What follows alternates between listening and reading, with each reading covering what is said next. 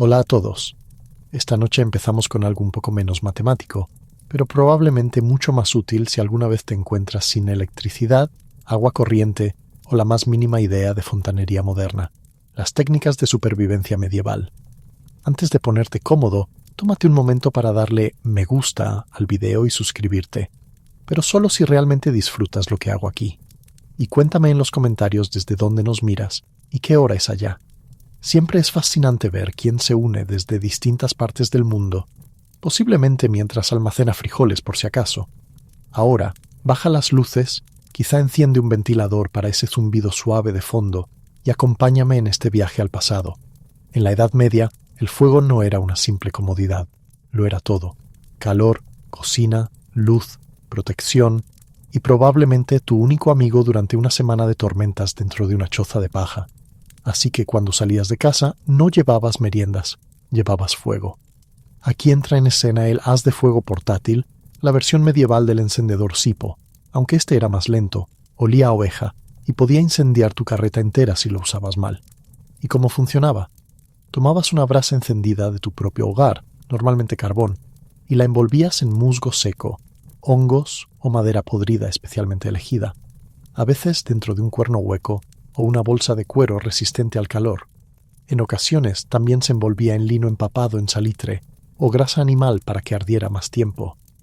La brasa podía mantenerse viva durante horas, incluso todo un día, lista para reavivarse con un poco de aire y paciencia, como tu autoestima después de pagar impuestos al señor feudal. El paquete era liviano, reutilizable y vital. Te salvaba de la miseria de tener que golpear pedernales durante media hora fingiendo saber lo que hacías. Hacer fuego era un arte caprichoso, sobre todo si la yesca estaba húmeda o tus manos se habían congelado en garras tristes.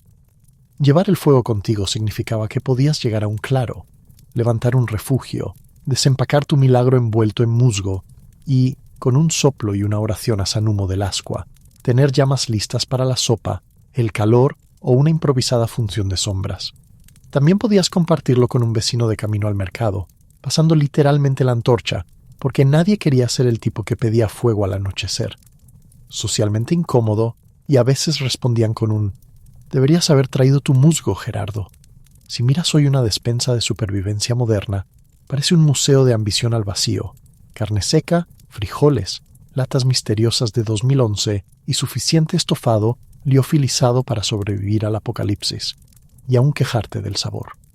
Pero los medievales conservaban la carne a la antigua usanza, con humo, sal y el silencioso terror de no tener nada que comer cuando llegara febrero. Hoy pensamos en ahumar carne como una actividad de parrilla, cerveza y sueños de barbacoa. Pero en la Edad Media, el humo no era para el sabor, era para sobrevivir. Y no cualquier humo. Era un humo calculado, discreto, casi secreto. En muchas casas, sobre todo en cabañas con fogones abiertos, la carne no se colgaba orgullosamente sobre el fuego como en una película de fantasía. Se escondía detrás del fuego, colgada de las vigas, fuera del alcance de animales, niños o ese vecino que siempre aparecía justo a la hora de cenar. ¿Y por qué detrás del fuego? Porque allí el humo frío ascendía lentamente, cubriendo todo con una nube constante que abrazaba el trozo de pollo o cerdo que hubieras conseguido. Durante días, semanas o incluso meses, el humo secaba la carne, eliminaba bacterias, ahuyentaba insectos y garantizaba que tu jamón durara más que tus propósitos de año nuevo. No era humo dulce de manzano, ni con aroma a nogal. Era humo de pino y desesperación, espeso, agrio y lleno de carácter.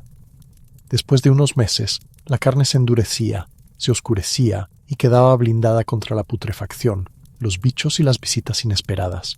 Aún mejor, la carne escondida se ahumaba más lentamente y era más difícil de robar, lo cual importaba mucho cuando vivías en un pueblo donde no vi tu salchicha colgada ahí. Podía considerarse una defensa legal. Y había un doble beneficio. Mientras la carne se curaba, la casa se mantenía cálida y libre de plagas. Nada decía noche acogedora medieval, como sentarse bajo un jamón humeante en una habitación llena de humo, esperanza y tos.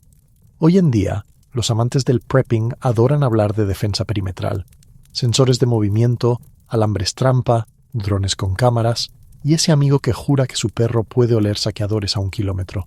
Pero los medievales ya tenían su propio sistema de defensa, sin baterías, ladridos ni wifi, las cercas vivas. Y sí, eran exactamente lo que suena. Muros que crecían. Imagina tratar de mantener tus vacas dentro y a los hijos de tu vecino fuera, sin madera, clavos ni gritos.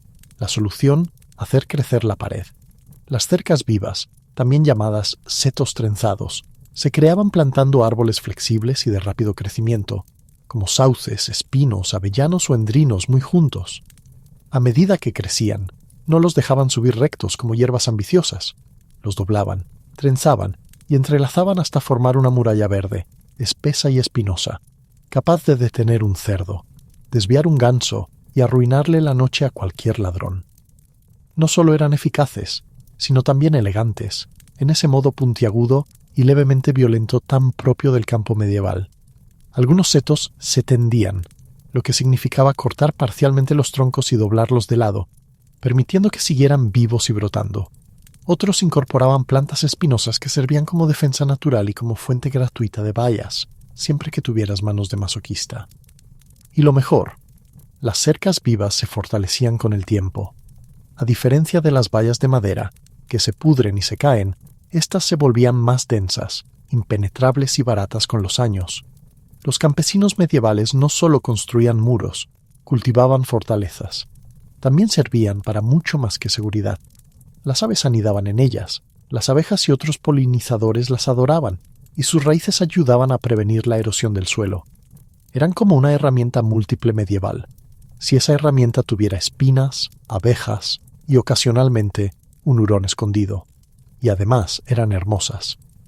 Algunos setos aún visibles en Inglaterra hoy tienen más de 700 años, lo que significa que han sobrevivido a guerras, reyes y varios intentos de Brexit. Cuando oyes batería de arcilla, quizá imaginas a monjes con capuchas puntiagudas electrocutando ranas con estática o campesinos medievales inventando por accidente a Tesla. Pero no, esta clase de batería no tenía nada que ver con la electricidad, sino con el control de la temperatura, siglos antes de que existieran los termostatos, las neveras o la ansiedad climática. La arcilla, además de servir para vasijas, esculturas dudosas o manualidades escolares, era una genialidad silenciosa de masa térmica. Eso significa que podía retener calor o frío como una abuela terca conserva rencores. Veámoslo más de cerca. Las viviendas y fosas de almacenamiento medievales usaban recipientes o paredes revestidas de arcilla para mantener una temperatura estable. En verano, el barro mantenía los alimentos más frescos que el aire exterior.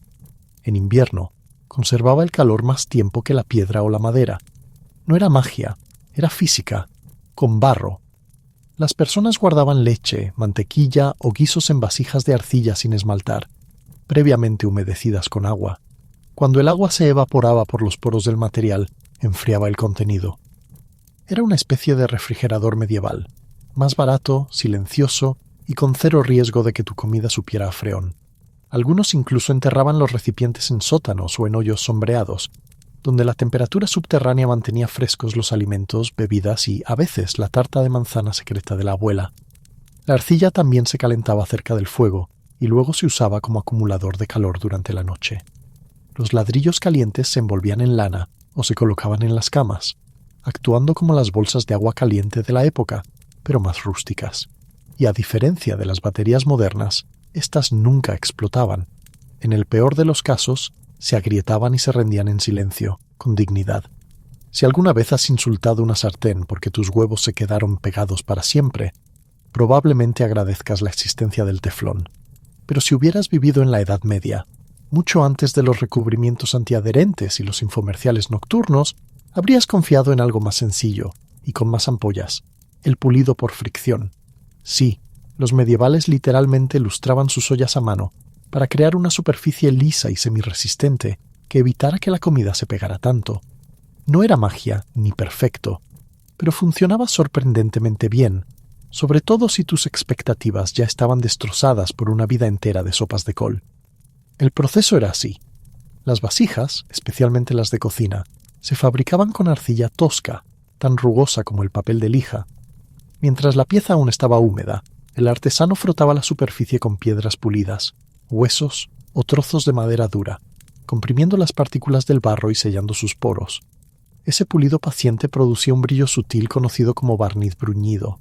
Imagina a alguien pasando medio día masajeando una olla como si le debiera dinero. Eso era el friction glaze. ¿Evitaba completamente que la comida se pegara? No, claro que no. No era un milagro, pero sí reducía la adherencia y hacía la limpieza más llevadera. Algunos incluso recubrían la superficie con una fina capa de grasa animal antes de cocerla, sellando el barro y dándole un acabado similar al de una sartén sazonada. El resultado era una olla más duradera, más resistente al agua y además más bonita. En un mundo donde casi todo era gris, de madera o estaba muriéndose, una olla brillante era el equivalente medieval a tener electrodomésticos de acero inoxidable. Eso sí, el trabajo era agotador y probablemente dejaba a muchos alfareros con hombros arruinados de por vida. Pero la diferencia entre una olla bien pulida y una que convertía la papilla en cemento era enorme. Hoy la gente gasta cientos en sartenes de titanio o en milagros antipegantes. Los medievales, en cambio, se sentaban, tomaban una piedra y frotaban, hasta que la olla obedecía. ¿Primitive? Tal vez. ¿Eficaz? Sin duda. Mucho antes del GPS, Google Maps, o ese amigo que jura conocer un atajo y siempre te pierde, la gente tenía que orientarse usando los oídos, especialmente en la niebla o en los bosques. En esas encantadoras mañanas medievales en que la niebla era tan espesa que ni siquiera podías ver la rueda de tu carreta. El oído era tu brújula. Así nació el arte olvidado de la navegación por sonido. No era un superpoder ni ecolocalización de murciélago, sino pura supervivencia mediante la escucha atenta. Y la verdad, no damos suficiente crédito a nuestros antepasados. Eran capaces de identificar su aldea por el ángulo del repique de la campana de la iglesia o calcular cuán perdidos estaban según la cantidad de perros ladrando. Imagina que viajas a pie, sin brújula, sin puntos de referencia, con barro hasta los tobillos y la sospecha de que caminas en círculos. Entonces, afinas el oído, campanas de iglesia, cencerros de vacas e incluso tambores o campanas colgadas en los caminos servían como faros sonoros. Los pueblos solían hacer sonar sus campanas, no solo para misa, sino como auténticos faros acústicos. El sonido atravesaba la niebla y te recordaba que la civilización seguía existiendo, en alguna parte. Los rebaños también eran guías. Cada vaca o cabra llevaba su cencerro, no solo para encontrarlas cuando se escapaban, sino para seguir el sonido de regreso a casa. Claro, siempre que no siguieras al rebaño equivocado y terminaras otra vez en el campo de Gerardo. En los bosques o pasos montañosos, algunos viajeros colgaban campanillas, ollas o tambores de los árboles. Si oías el tintinear del viento, sabías que ibas por buen camino, o al menos por un camino que alguien había recorrido y, con suerte, sobrevivido. Los pescadores usaban cuernos y ecos para hallar la entrada a los puertos. Los viajeros gritaban, aplaudían o golpeaban palos para medir la distancia según el retorno del eco. Una especie de sonar primitivo, sin traje de neopreno. Incluso las tabernas ayudaban. Muchas tenían músicos o chismorreos tan ruidosos que se escuchaban desde la calle, funcionando como un faro de seguridad y cerveza. Sigue el laúd y encontrarás calor, comida y probablemente a tu primo dormido bajo un banco. Si vivías en la Edad Media y querías evitar que tus dientes se pudrieran antes de cumplir 40, tenías una sola opción: el carbón. Nada de pasta dental, ni cepillos eléctricos, ni enjuagues con sabor a menta. Solo cosas quemadas. Los medievales no tenían colgate. Tenían madera carbonizada, molida hasta convertirla en polvo y mezclada con sal, hierbas secas o conchas trituradas. El resultado era una especie de pasta abrasiva que aplicaban directamente con los dedos, un palito o, para los más sofisticados, con un trapo atado a una ramita. Este primitivo cepillado servía para pulir el esmalte, eliminar restos de comida y, si los santos eran benevolentes, retrasar la caída total de la dentadura. ¿Era agradable? En absoluto. Frotar ceniza arenosa sobre los dientes era tan placentero como masticar arena durante una fogata. Pero era mejor que la alternativa: dejar que la placa hiciera una fiesta en tu boca hasta que tus encías se rindieran. El carbón tenía además propiedades antibacterianas suaves, lo que ayudaba un poco contra el mal aliento. Y buen aliento en términos medievales significaba poder hablar con alguien a menos de 1 metro sin hacerlo llorar. Algunas recetas incluían menta, romero o salvia, más por la ilusión de limpieza que por su eficacia real. Otros usaban enjuagues de vinagre, lo cual probablemente disolvía el esmalte, pero dejaba la conciencia tranquila. Cuando las cosas se complicaban, la odontología consistía en alicates, fuerza bruta y cero anestesia. Así que sí, embarrarte los dientes con ceniza de roble empezaba a parecer una opción maravillosa. Hoy el carbón volvió de moda. Lo ves en pastas dentales naturales y tratamientos de spa. Pero los medievales no lo hacían por tendencia, sino por pura necesidad. La alternativa era dejar que un tipo llamado Bartolomé, que también afilaba cuchillos, te sacara la muela. Seamos honestos, las casas modernas son paneles de yeso, concreto y muebles de IKEA que se tambalean si los miras con mala intención. Pero los campesinos medievales construían sus hogares con ramas, lodo, paja y un entusiasmo casi heroico. El método tenía un nombre que suena a grupo de folk experimental, wattle and daub, o en buen castellano, entramado y barro. Así era el proceso. Primero venía el wattle, una especie de tejido de ramas flexibles, ramitas o varas largas que se entrelazaban como si tejieras una cesta gigante. Eso se colocaba entre postes de madera, creando el esqueleto de lo que parecía una valla confundida. Luego llegaba el daub, una mezcla encantadora de barro, paja, arcilla y sí, estiércol. Porque en la Edad Media, si algo no tenía al menos un poco de excremento, es que no lo estabas haciendo bien. Esa pasta viscosa se embadurnaba sobre el entramado y se dejaba secar, formando una pared sorprendentemente resistente y cálida. Aislaba del viento, retenía el calor y perfumaba el aire con ese toque rústico de hogar dulcemente compostado. Claro, no era glamuroso. Las paredes se agrietaban, se desmoronaban o atraían gallinas curiosas. Repararlas era tan cotidiano como gritarle al vecino o recordar no morirse de hambre. Aún así, era barato, eficaz y totalmente local. Sin gastos de transporte, sin huella de carbono, solo tierra, trabajo y posiblemente un poco de trauma. Y por increíble que parezca, muchas de esas construcciones duraban décadas, incluso siglos, si se mantenían bien. Algunas casas medievales todavía en pie conservan su estructura original de barro y ramas, lo que significa que un campesino de 1350 hizo un mejor trabajo que tu último contratista. Imagina la hora de dormir en la Edad Media. Un colchón de paja crujiente lleno de arrepentimientos, un techo de paja que gotea algo sospechoso y el constante desfile de pulgas, piojos y criaturas que se arrastran con demasiada confianza. La solución, sorprendentemente elegante, fue la cama con hierbas aromáticas, una mezcla rústica de aromaterapia y defensa biológica. No surgió por capricho o lujo, sino por pura necesidad. Llenar tu colchón solo con paja era una invitación abierta a las plagas, así que los hogares más astutos mezclaban hierbas de olor fuerte y propiedades repelentes, como lavanda, menta, ajenjo, poleo o romero. Estas plantas eran el equivalente medieval del insecticida. Su aroma intenso mantenía a raya las pulgas, los piojos, los mosquitos y ocasionalmente a tu pareja. Algunas hierbas, como la ruda o el tanaceto, incluso se creía que alejaban a los demonios. Convenientemente, también servían para mantener lejos a los suegros curiosos. El resultado era una cama que olía como una ensalada sospechosamente agradable y que ofrecía unas cuantas noches de sueño sin picaduras. Después había que renovar las hierbas, o corrías el riesgo de despertarte con un insecto con serios problemas de ira. El uso de hierbas no se limitaba a los colchones, se esparcían por el suelo, se trenzaban en las puertas y se colgaban en ramilletes sobre la cama. Básicamente, si algo podía albergar una ramita de ajenjo, la llevaba. Las casas se convertían en una especie de botica ligeramente aterradora, pero más limpia, más segura y con mejor olor que el establo del vecino. En una época sin mosquiteros ni repelentes químicos, esta solución era una genialidad natural. Incluso se escribieron manuales enteros sobre qué hierbas usar. Algunos juraban que dormir sobre lavanda traía sueños más dulces, científicamente dudoso. Pero si te hacía olvidar el techo húmedo y que tu almohada era un saco de avena, bendita sea la lavanda. Mucho antes de los refrigeradores que zumban en la cocina, o de esos cajones luminosos llenos de guisantes olvidados, la gente medieval tuvo que improvisar para evitar que su comida se convirtiera en un experimento de biología, y así nació una maravilla de la conservación pasiva. Las estanterías de piedra, también conocidas como slab shelves, larders, o, en términos simples, esa roca fría donde poníamos el queso. El principio era tan simple como brillante.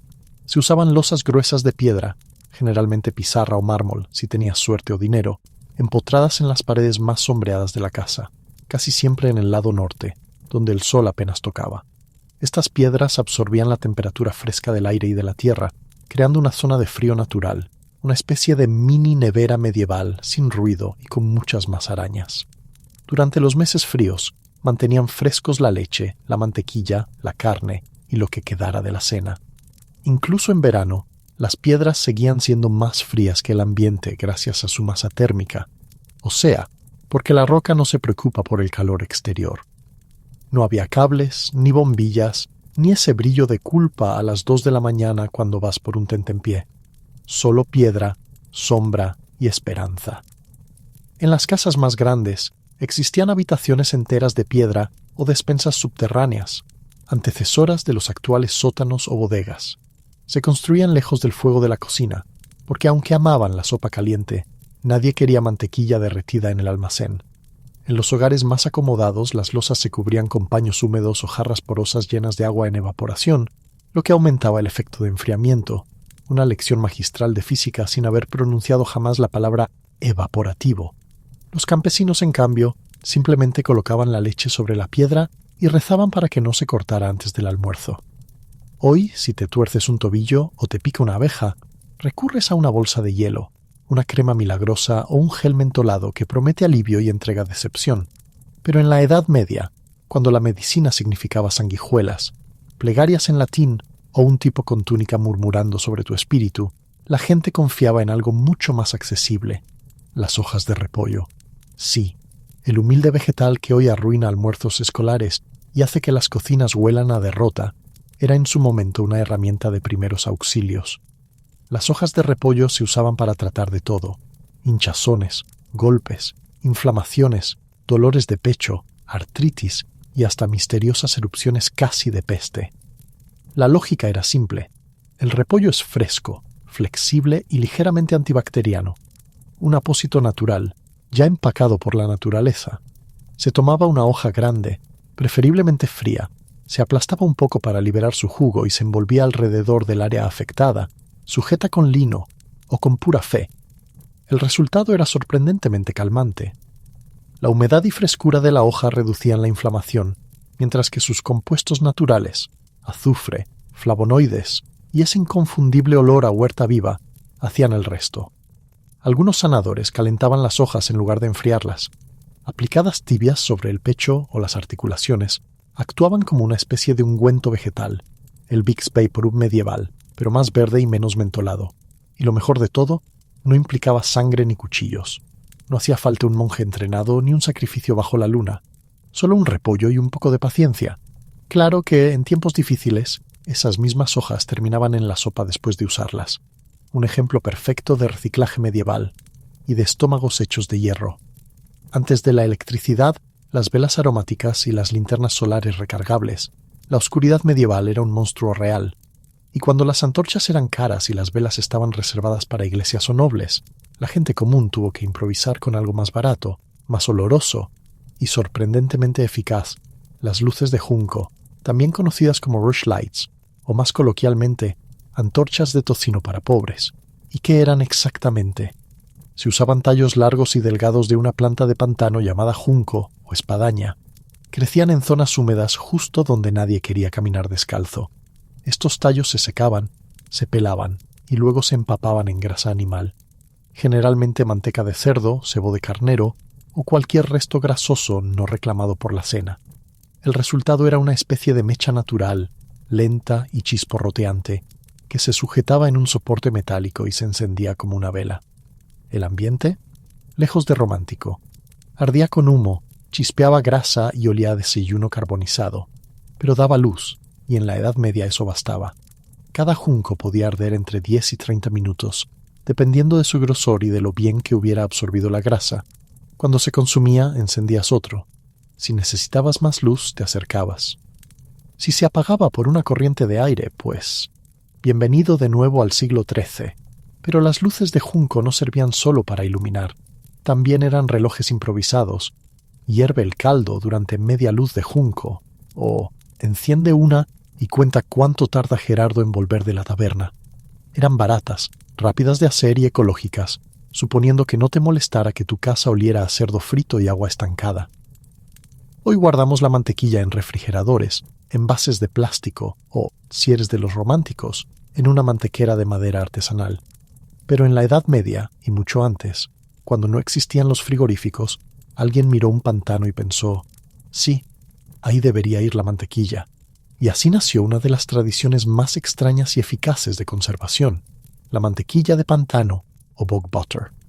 El método era tan insólito como ingenioso.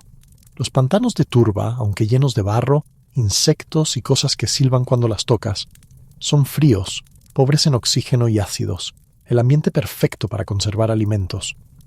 Las personas tomaban grandes bloques de mantequilla, o a veces grasa animal, los envolvían en telas, corteza o barriles de madera y los enterraban profundamente en la turba, no por horas ni días, sino por meses, años e incluso siglos. Los arqueólogos en Irlanda han encontrado mantequilla de pantano de más de 3.000 años de antigüedad. Sí, una merienda celta olvidada que hoy descansa en un museo en lugar de estar untada en pan. El frío y la falta de aire impedían que las bacterias la estropearan, y los taninos del suelo evitaban la oxidación. El resultado, un bloque de grasa misteriosamente conservado, con olor a queso, humo y arrepentimiento antiguo. ¿Era esto lo que usaban a diario? No exactamente. La mantequilla de pantano era un recurso de emergencia o reserva de largo plazo, útil para el invierno, los tributos o cuando aparecía ese primo hambriento en primavera, y tenía otra ventaja: seguridad. Nadie iba a robarte la comida si estaba escondida en un pantano helado hasta los tobillos. Un sistema antirrobo perfecto. ¿Quieres desayuno? Ve a buscarlo al barro.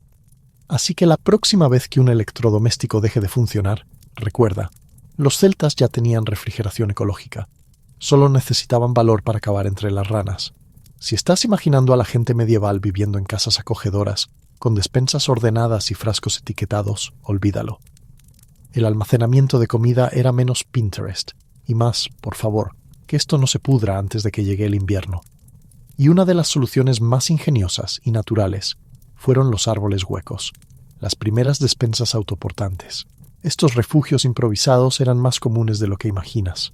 Los huecos naturales en los troncos, causados por la edad, los rayos o la podredumbre, servían como escondites perfectos para campesinos, viajeros o cualquiera que necesitara mantener sus provisiones fuera del alcance de los animales o de los vecinos.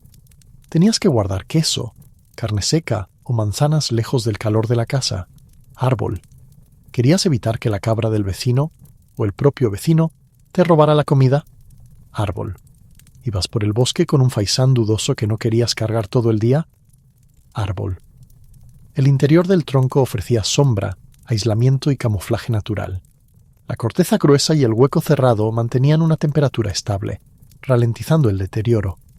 No servía para almacenar por meses, pero sí para conservar alimentos durante días o semanas, sobre todo en invierno. Algunos incluso forraban el interior con hojas, musgo o corteza seca, para mantenerlo limpio y seco, dándole ese toque rústico de refinamiento silvestre. Otros guardaban la comida dentro de recipientes de cerámica o cuero antes de meterla en el árbol, lo cual añadía una capa de protección, y la ilusión de que las ardillas no te estaban relamiendo el almuerzo.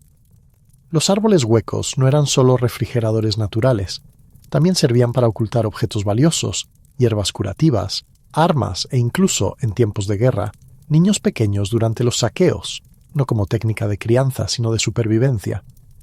Un buen árbol podía ser la diferencia entre morir de hambre o sobrevivir el invierno, o al menos entre comer queso frío o queso sospechosamente tibio.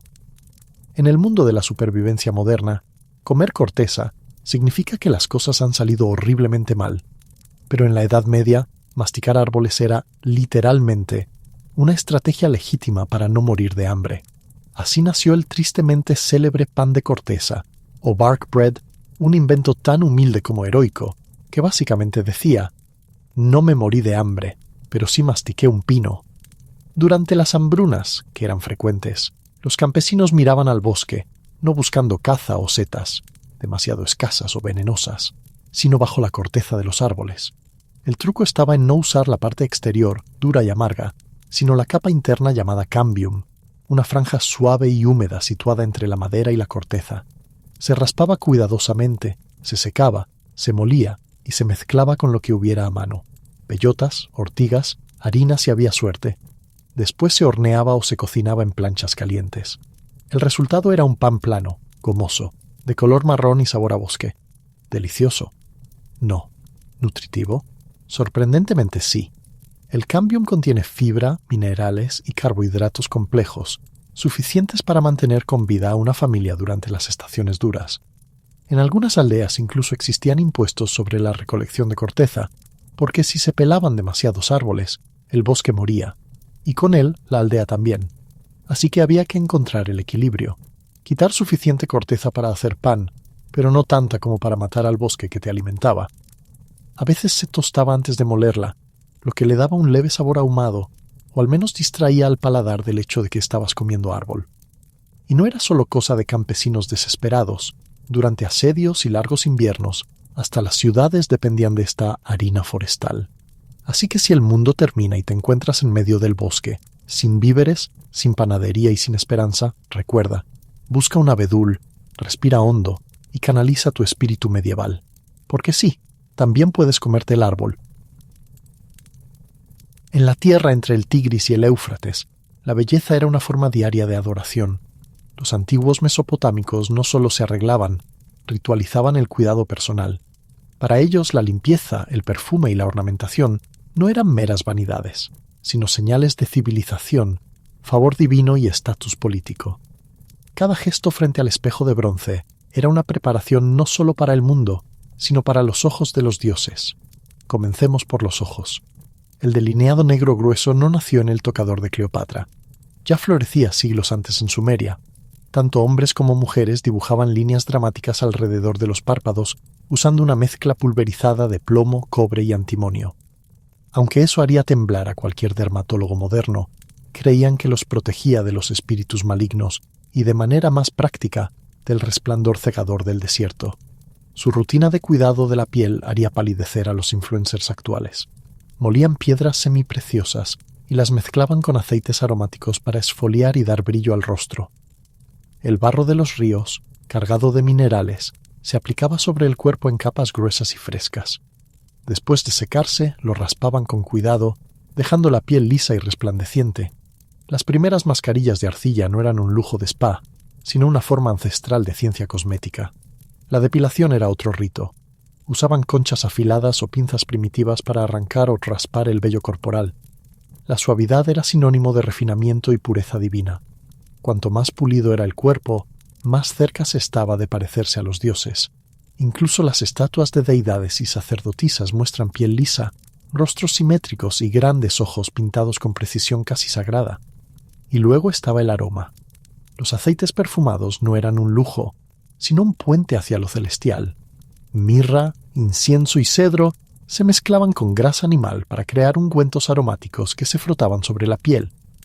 No solo perfumaban el cuerpo, purificaban el espíritu y complacían a los dioses. En las cortes reales, estos aceites eran tan valiosos que se ofrecían como tributo, más preciados que el oro. Incluso las cejas tatuadas eran una práctica común. Los cosméticos permanentes no se inventaron en el siglo XX, ya existían en los templos de Ur y Babilonia. Las mujeres delineaban sus cejas con hollín o tintes naturales, formando arcos intensos y expresivos. Era belleza con compromiso, marcada sobre la piel, signo de devoción y estatus. Si piensas que las tendencias modernas de belleza son extremas, esperan a escuchar lo que vino después. Porque Cleopatra, la reina del Kol y de la seducción, no fue solo un mito de la historia, fue el emblema de la obsesión estética grecorromana. Su rostro adornaba monedas, pero su influencia impregnaba cada tocador desde Alejandría hasta Roma, y las romanas tomaron su legado y lo llevaron al exceso. Comencemos con el famoso baño de leche. Se decía que Cleopatra se sumergía cada día en leche de burra. ¿Eran 500 burras o solo un rumor exagerado? Poco importa, porque la realidad era aún más curiosa. El ácido láctico presente en la leche agria es un exfoliante natural, y los romanos copiaron esa práctica con entusiasmo casi religioso. Las mujeres de élite se bañaban en leche, miel y pétalos de rosa, convencidas de que así suavizaban las arrugas y aclaraban su piel. Y sí, funcionaba, al menos hasta que se arruinaba la economía familiar. El ideal de belleza romana era la piel pálida, casi translúcida. La blancura simbolizaba nobleza, porque implicaba que nunca habías trabajado bajo el sol. Para lograrla, usaban cerusa, un polvo facial hecho de plomo blanco, letal pero eficaz. Las mujeres lo aplicaban en capas gruesas sobre el rostro y el cuello, hasta conseguir ese acabado mate de estatua. Con el tiempo, la cerusa no solo borraba imperfecciones, también la vida. Causaba llagas, caída del cabello y, en casos extremos, muerte. Pero morir radiante era un precio aceptable. El rubor y los tintes labiales se elaboraban con óxidos rojos, jugo de moras o insectos triturados como la cochinilla. Cuanto más intenso era el color, más joven y deseable parecía la mujer. El delineador y las cejas se oscurecían con hollín mezclado con grasa animal. Y si tus cejas naturales no eran lo bastante marcadas, no había problema. Se tatuaban, igual que en Mesopotamia. El cabello era un campo de batalla. Las romanas rizaban su melena con varillas metálicas calientes, siglos antes de la plancha eléctrica. Para aclararla, usaban hierbas, cenizas o incluso sanguijuelas fermentadas, una receta de belleza que roza la alquimia del horror. Las pelucas hechas con cabello de esclavas germánicas se convirtieron en símbolo de estatus y poder. Una cabellera rubia era el grito visual de «soy rica y peligrosa». Y luego estaba el perfume, una auténtica industria del imperio. Los romanos eran adictos al olor. Aceites con azafrán, canela, rosas y almizcle se untaban en cada rincón del cuerpo. Los baños públicos olían como jardines botánicos empapados en especias. No era solo coquetería. El aroma era una forma de distinción social, un sello de civilización frente a la barbarie. Mientras Roma perseguía el esplendor y el exceso, el ideal de belleza en la antigua China era silencio, equilibrio y contemplación. Para los pensadores del Imperio Medio, la hermosura no era un adorno, era una manifestación externa del orden interior, de la armonía entre el cuerpo, la mente y el universo. El cutis perfecto era pálido como la porcelana, no por temor al sol, sino porque representaba nobleza, pureza y ocio. Las mujeres campesinas, tostadas por el trabajo en el campo, pertenecían a la tierra. Las damas aristocráticas, con su piel blanca como el loto, pertenecían al cielo. Los cosméticos eran fórmulas tan científicas como espirituales. Polvos de plomo blanco, perla molida o arroz refinado servían para iluminar el rostro. No eran simples maquillajes. Muchos se elaboraban bajo la supervisión de médicos de la corte, que afirmaban que mejoraban el ki y prolongaban la vida. Pero el auténtico tesoro de la belleza china era la jadeíta. Fría al tacto y símbolo de inmortalidad, la piedra se convertía en herramienta de juventud. Rodillos de jade se pasaban sobre el rostro para activar la circulación, reducir la hinchazón y conservar el resplandor de la piel. Incluso los emperadores dormían sobre almohadas de jade, convencidos de que el mineral absorbía impurezas y mantenía la energía vital pura. Las cejas eran un lenguaje en sí mismas. Se pintaban para expresar moda, estatus y hasta posición política. Durante algunas dinastías se llevaban largas y arqueadas, evocando serenidad.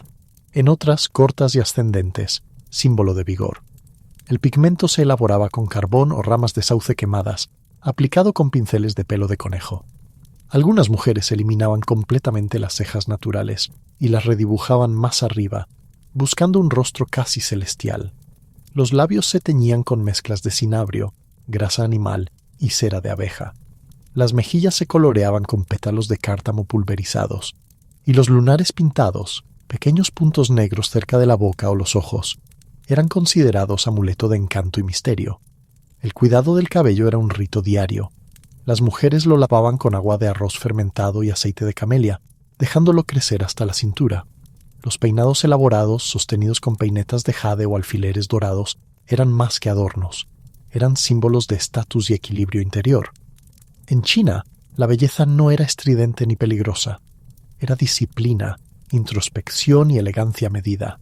Un arte de la contención y del poder silencioso, escrito en el resplandor del rostro y en la curva perfecta de una ceja. Si hubo una época en la que la belleza literalmente podía matarte, fue el Renacimiento.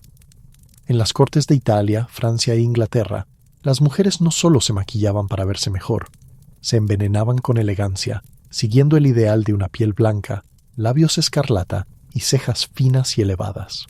El modelo de perfección era una piel de alabastro, lisa, radiante y sin mancha alguna.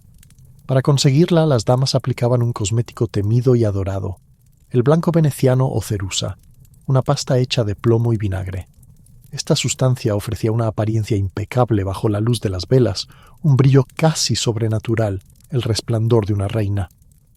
La misma Isabel I de Inglaterra lo usaba religiosamente, hasta que el maquillaje le corroyó la piel, los dientes y, con el tiempo, la salud. Era la bomba de tiempo más refinada de la historia. Pero el plomo no era el único asesino en el tocador. El arsénico también se puso de moda. Las llamadas oblas de belleza, pequeñas píldoras de arsénico, prometían aclarar el cutis y eliminar las pecas. Su efecto real: vómitos, daños renales y hemorragias internas. Aún así, la demanda era tan alta como los estándares de belleza. La palidez era poder, incluso si costaba la vida. Las cejas se depilaban hasta casi desaparecer, y muchas mujeres afeitaban parte del cabello para crear una frente amplia, símbolo de inteligencia y virtud. La calvicie se convirtió, paradójicamente, en signo de nobleza. El color en las mejillas y labios provenía de bayas, cochinillas o bermellón, un pigmento de mercurio que ofrecía un rojo vibrante y un futuro corto. Cada pincelada era una dosis de veneno, pero los rostros enrojecidos representaban juventud y deseo, y ningún riesgo era demasiado grande para preservar esa ilusión. El olor, en cambio, servía como disfraz. Los perfumes de la época, hechos con almizcle, ámbar gris o civeta, eran tan intensos que no solo atraían atención, sino que ocultaban la falta de higiene. Bañarse seguía siendo sospechoso. Se creía que el agua abría los poros al pecado y a las enfermedades. Así que los cuerpos perfumados eran en realidad cuerpos ocultos bajo capas de toxinas. Y el cabello, el ideal eran mechones dorados. Para alcanzarlo, las mujeres aplicaban mezclas de azufre, soda y jugo de limón, exponiéndose al sol con sombreros que dejaban solo el cabello al descubierto. El resultado era un rubio radiante y un cuero cabelludo frito. El Renacimiento convirtió la belleza en un acto de fe química. Cada ungüento, polvo o loción prometía acercarte a la perfección, aunque a cambio te quitara la salud. Porque en aquella época, verse divina valía más que vivir humana. Mucho antes de que la palabra natural se convirtiera en un eslogan publicitario, la India ya había escrito su propio manual de belleza y de vida, el Ayurveda, la ciencia del equilibrio. Aquí, la belleza no era vanidad, sino una extensión del bienestar espiritual. Cuidar el cuerpo significaba cuidar el alma, y toda rutina estética era un ritual para armonizar los doshas, las energías vitales que mantenían la existencia en orden. El baño era el comienzo de todo. Las mujeres del período védico se bañaban en agua mezclada con cúrcuma o leche, seguida de una exfoliación con uptan, una pasta de harina de garbanzo, sándalo, cúrcuma, leche y agua de rosas. Este ungüento purificaba la piel, la suavizaba y, según los textos sagrados, rejuvenecía la energía interna. Nada de químicos ni conservantes, solo la naturaleza como medicina. El cabello era un símbolo de vitalidad y femineidad. Se masajeaba con aceites tibios de coco, amla, grosella india o hibisco, infundidos con hierbas aromáticas. El masaje del cuero cabelludo no solo estimulaba el crecimiento del pelo, sino que calmaba la mente y equilibraba el espíritu. El brillo del cabello reflejaba literalmente la salud del alma. Las sesiones de aceite eran comunales. Madres, hijas y hermanas se sentaban juntas al atardecer, riendo mientras el aire se llenaba de aroma a flores y aceites calientes. Era un acto íntimo de unión y meditación. El maquillaje tenía raíces espirituales. El kajal, el delineador negro que aún se usa en toda la India, se hacía con hollín y ghee, manteca clarificada. Además de realzar la mirada, servía para proteger del mal de ojo. Las madres lo aplicaban también a sus bebés como escudo contra las energías negativas. La mirada, profunda y oscura, era una ventana del alma y un talismán de protección. Los perfumes eran otro universo sagrado. Ciudades como Kannaug se convirtieron en centros legendarios de destilación de atars, aceites perfumados de jazmín, rosa y vetiver. Estos aromas no eran solo seducción, sino purificación espiritual. Se usaban en el baño, el cabello y los rituales religiosos para alinear los sentidos con lo divino. El color era vida. Los tintes de labios y mejillas se preparaban con remolacha, azafrán o pétalos de rosa triturados, y hasta la higiene dental tenía un lugar ritual. Los dientes se limpiaban con ramas de neem y carbón vegetal, siguiendo las fases de la luna, porque cada ciclo influía en el equilibrio interior. Y por supuesto, estaba la henna, mehndi, el arte que convertía la piel en poesía. Sus diseños cubrían manos y pies en bodas y festividades, enfriando el cuerpo, relajando el espíritu y simbolizando alegría, fertilidad y transformación. Cada trazo narraba un deseo, un comienzo o una promesa. En la India antigua, el cuerpo era un templo, y embellecerlo no era un acto de vanidad, sino una oración viviente, un modo de agradecerle al universo la existencia misma. En la antigua Grecia, la belleza no era un capricho ni una frivolidad, era un deber moral, un reflejo de equilibrio interior y de armonía con los dioses. El cuerpo bello representaba un alma noble, la simetría del rostro, la claridad del espíritu. Para los griegos, verse bien era una forma de piedad. La piel blanca seguía siendo el ideal supremo. Un rostro pálido significaba que pertenecías a la clase que no trabajaba bajo el sol, libre de la rudeza del campo. Por eso las mujeres aplicaban polvos hechos de plomo blanco, tiza pulverizada o conchas molidas, hasta lograr un tono casi fantasmal. Al sonreír, el maquillaje podía agrietarse, pero nadie se atrevía a decir que no valía la pena, porque en Grecia la belleza requería sacrificio. El toque de color se añadía con tintes naturales. El rojo para labios y mejillas se conseguía con moras, óxido de hierro o restos de vino fermentado. El matiz debía ser ligero, apenas un rubor. El exceso era mal visto.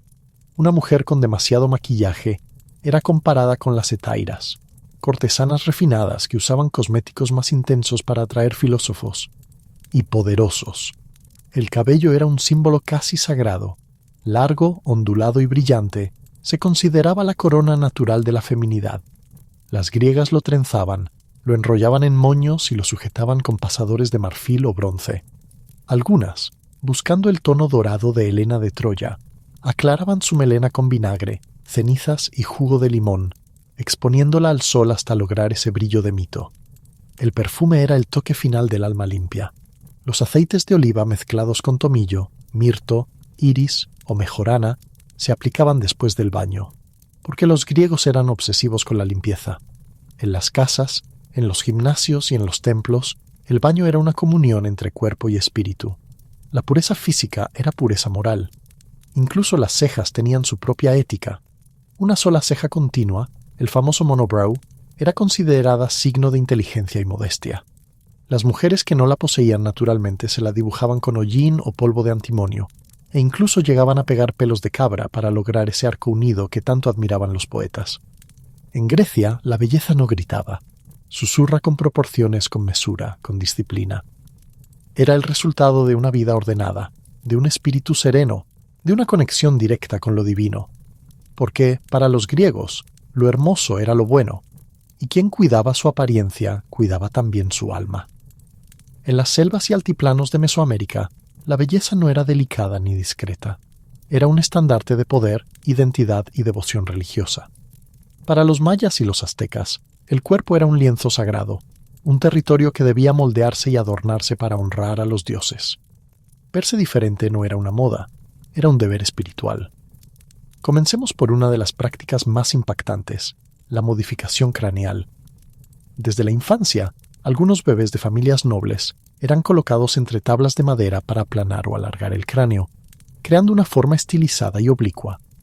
Lejos de considerarse deformidad, esa cabeza alargada representaba sabiduría, nobleza y cercanía con lo divino. Cuanto más liso y simétrico el perfil, más elevado el estatus. Los dientes también se convertían en joyas. Los mayas perforaban el esmalte con herramientas de obsidiana para incrustar jade, turquesa o hematita. Cada sonrisa destellaba literalmente como una ofrenda viva. La operación se hacía sin anestesia, con precisión ritual, y el dolor era una prueba de fe. Algunos incluso limaban los dientes en punta o en patrones geométricos, imitando a animales sagrados como el jaguar o la serpiente. El sacrificio era belleza. El color también tenía poder. Las mujeres aztecas pintaban sus mejillas con tonos rojos y amarillos, mientras hombres y mujeres usaban pinturas negras o azules en ceremonias religiosas o guerreras. Nada era al azar. El rojo significaba vida y fertilidad. El negro, guerra o devoción. Los pigmentos provenían de minerales, cenizas o insectos triturados como la cochinilla, que daba un rojo intenso y casi eterno. Los tatuajes y perforaciones eran compromisos espirituales. Orejas, narices y labios se adornaban con piezas de jade, hueso o concha. Los tatuajes, hechos con espinas y tinta vegetal, narraban el linaje, los logros y el vínculo con los dioses. Cada marca en la piel era una oración grabada. Incluso los ojos se transformaban. Entre los mayas, los ojos cruzados eran considerados bellos y místicos. Las madres colgaban cuentas frente a la nariz de sus hijos para entrenarlos a mirar hacia el centro, hasta que sus pupilas se desviaban levemente. El resultado no era una imperfección, sino un signo de visión espiritual. En Mesoamérica, el cuerpo no pertenecía al individuo, pertenecía al cosmos. Cada adorno, cada herida, cada línea de pintura unía a la persona con los dioses del sol, la luna y la muerte. La belleza era un acto de sacrificio, y en ese sacrificio, los hombres y mujeres alcanzaban lo eterno.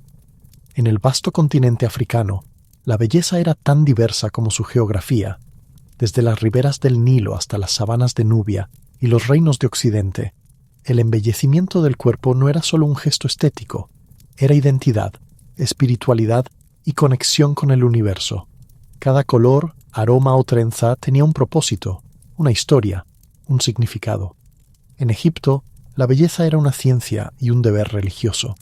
Hombres y mujeres delineaban sus ojos con col negro, hecho de galena o sulfuro de plomo.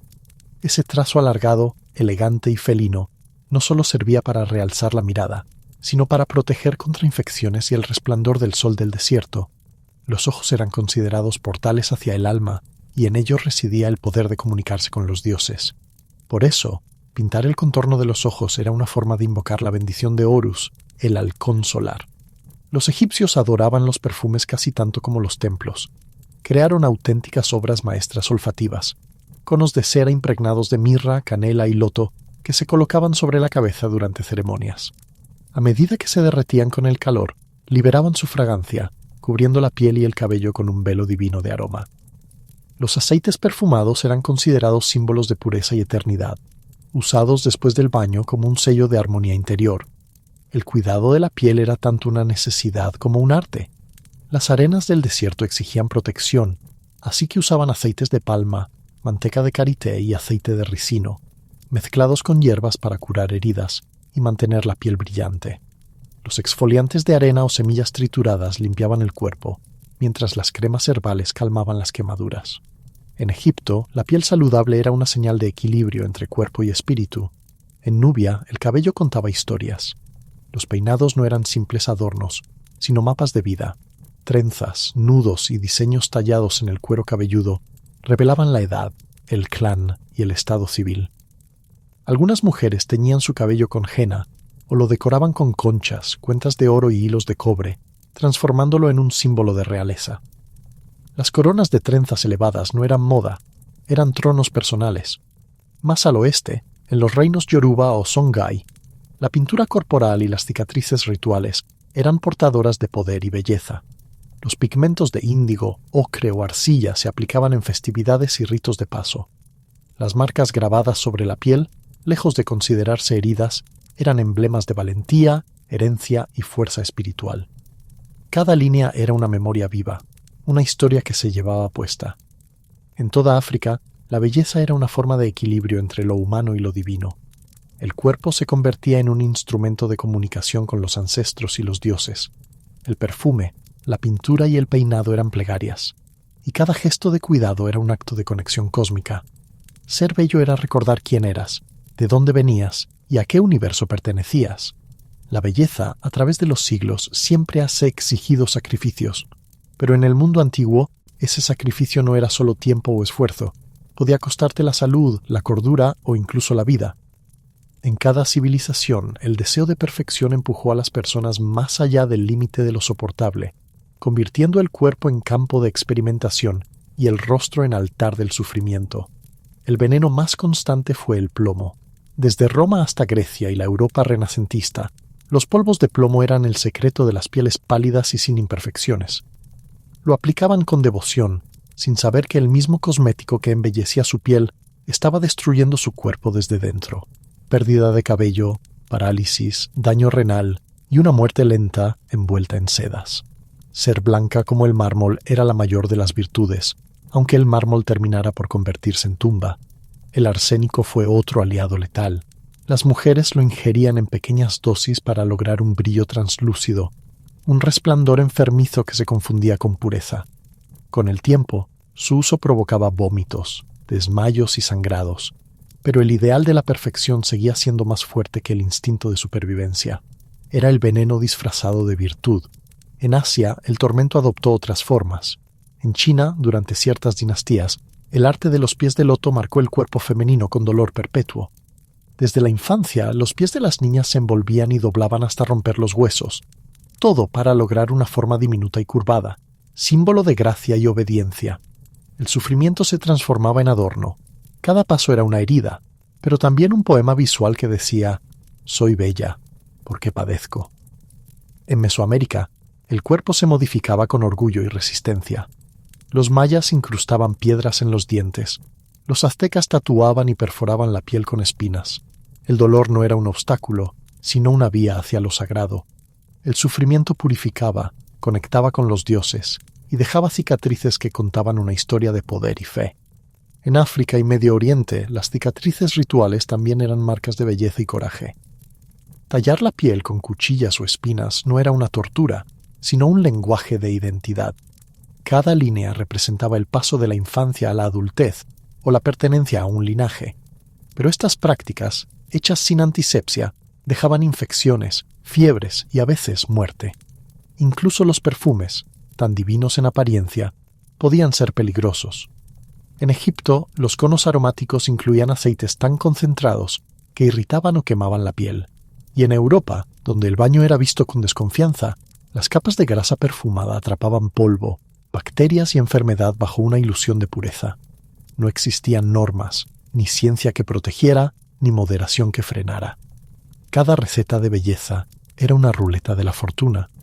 Lo que para una era juventud eterna, para otra era una sentencia invisible. Y aún así, en todas partes, la búsqueda del ideal continuaba. Porque en el fondo, la belleza no era solo un deseo, era una forma de poder, una promesa de inmortalidad.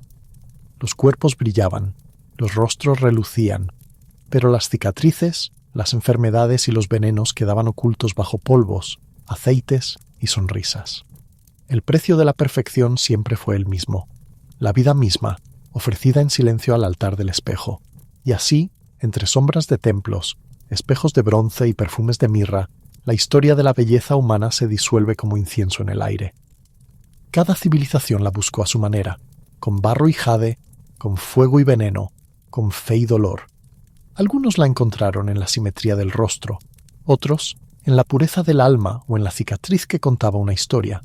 Pero, al final, la belleza siempre fue una oración silenciosa al tiempo, una promesa de permanecer un instante más antes de desvanecerse. El plomo, la seda, las flores, los aceites y la sangre, todo fue ofrenda a un mismo deseo, ser recordados. Hoy, miramos esos rostros antiguos y no vemos el veneno ni el sacrificio, sino el eco de su deseo de ser amados, admirados, comprendidos. Porque en cada trazo de col, en cada joya incrustada, en cada aroma perdido en el viento, late una verdad eterna. La belleza no muere, solo cambia de rostro.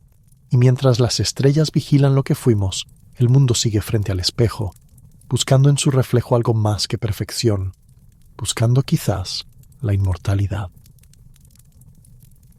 En las tierras antiguas entre el Tigris y el Éufrates, donde el polvo y el mito se mezclaban, los hombres ya soñaban con los juegos. Mucho antes del ajedrez o las damas, ya existía un tablero que unía a los vivos con los dioses, el juego real de Ur.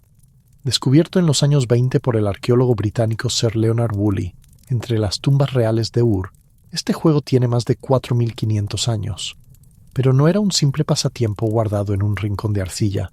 Era un símbolo, una plegaria tallada en piedra, un eco del cosmos.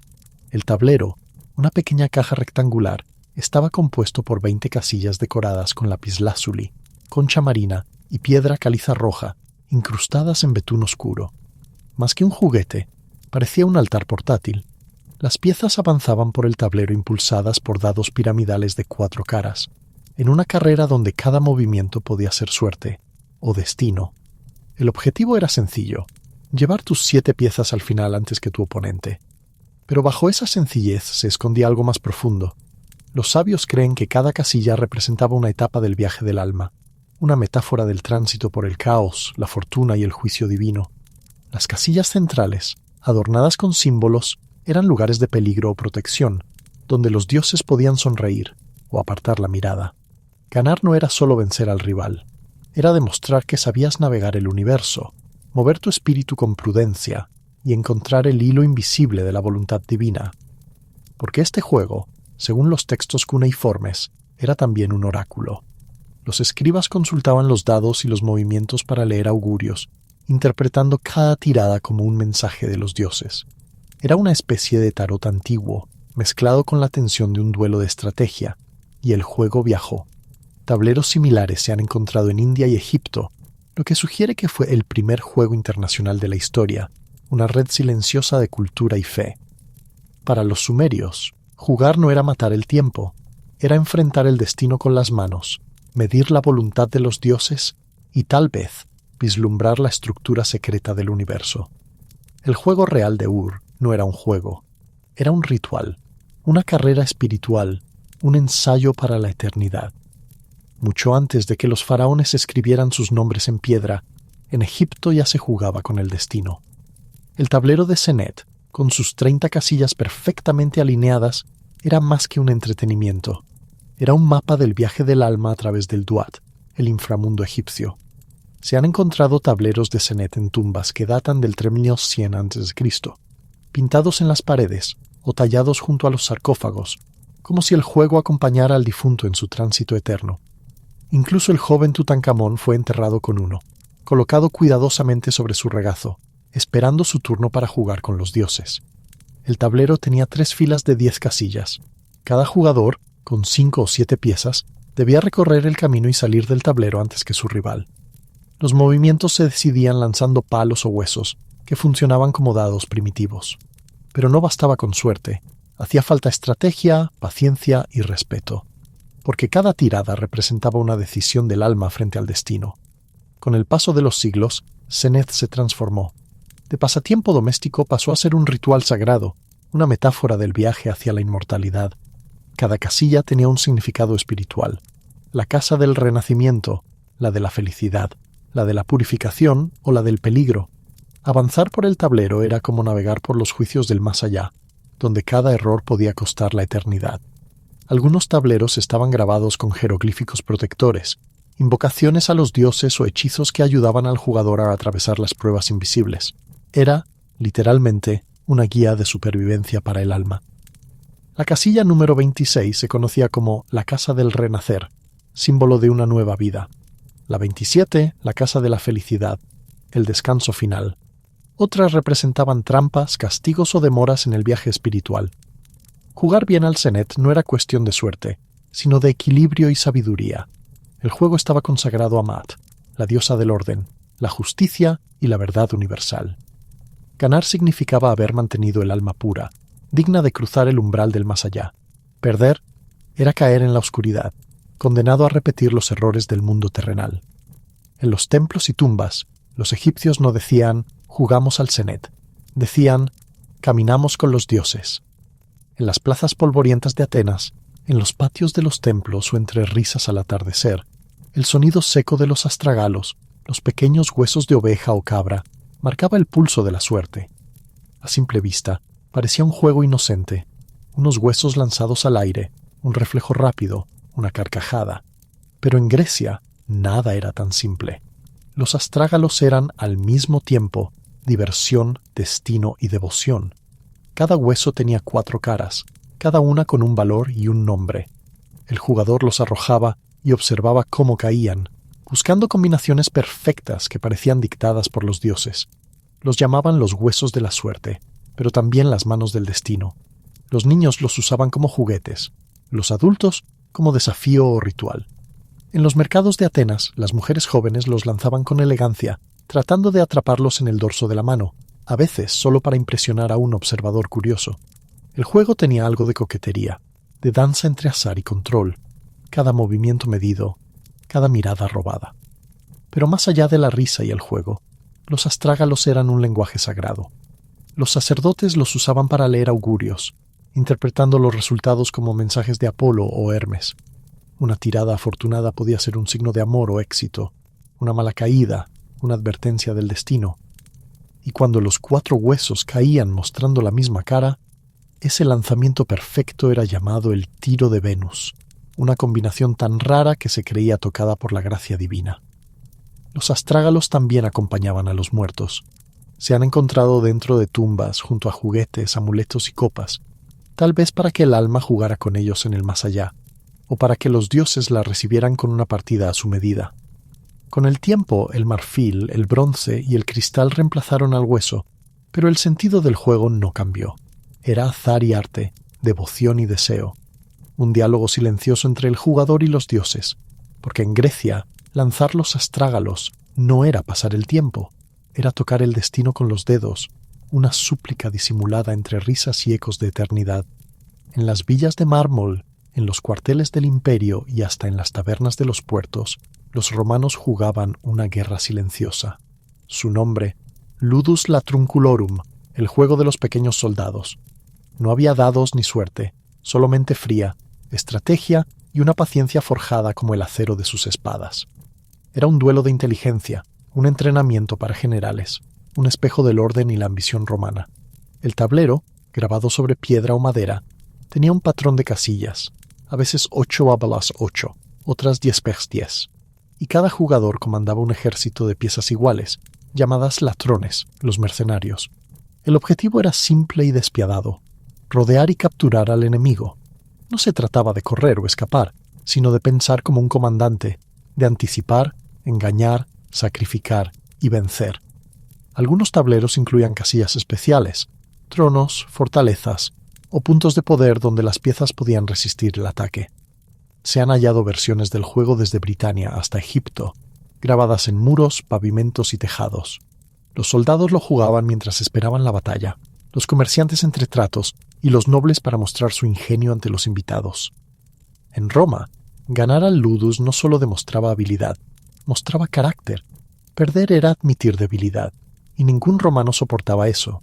Los poetas hablaban del juego como una metáfora de la vida pública. Perder una pieza es como perder el favor del César, ser rodeado, como caer víctima de la traición.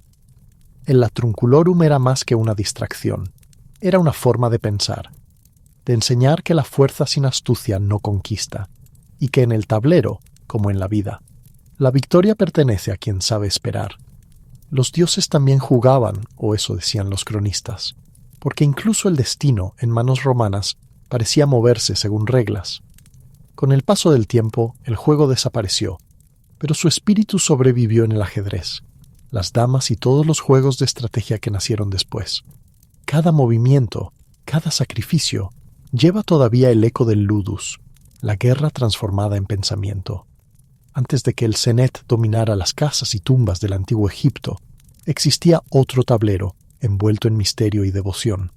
Su nombre era Mehen, la serpiente enroscada, guardiana del dios Ra durante su viaje nocturno por el inframundo.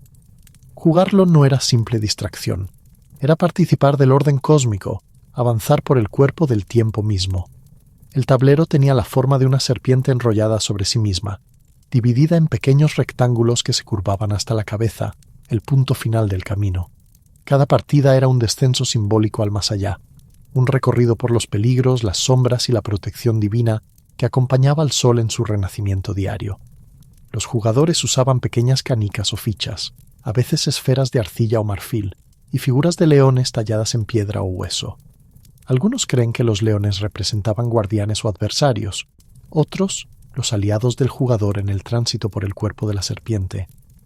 El movimiento se decidía lanzando palos o dados, pero más que suerte, se trataba de intuición, de comprender cuándo avanzar, cuándo esperar, cuándo rendirse al flujo del destino. Durante el Reino Antiguo, Mehen fue tan popular que se jugaba en templos y tumbas reales, pero luego, sin explicación, desapareció. Los arqueólogos no lo encuentran más allá del 200 a.C. Cayó en desgracia. ¿Fue reemplazado por juegos más seguros, como el Senet? O tal vez los sacerdotes decidieron que un símbolo tan poderoso del Renacimiento debía guardarse en secreto. Aún así, su forma sobrevivió. En Chipre, en el Levante, se han hallado tableros similares, como si la serpiente de Ra hubiese viajado más allá del Nilo, cruzando mares, llevando consigo su mensaje. La vida es un círculo que se repite, un juego que nunca termina. Jugar al Mehen era recorrer el vientre del universo, caminar sobre las escamas del tiempo y llegar al final a la cabeza del dios serpiente, donde todo moría y renacía. Un juego, sí, pero también una plegaria tallada en piedra. En las largas noches del norte, cuando el viento rugía entre los fiordos y el fuego del hogar proyectaba sombras sobre los escudos colgados en las paredes, los vikingos jugaban una guerra silenciosa sobre madera y hueso. Su nombre era Hnefatafl, la mesa del rey, y en ella se reflejaba toda su visión del mundo: conquista, astucia y destino. No era un juego justo. El equilibrio no formaba parte del pensamiento vikingo.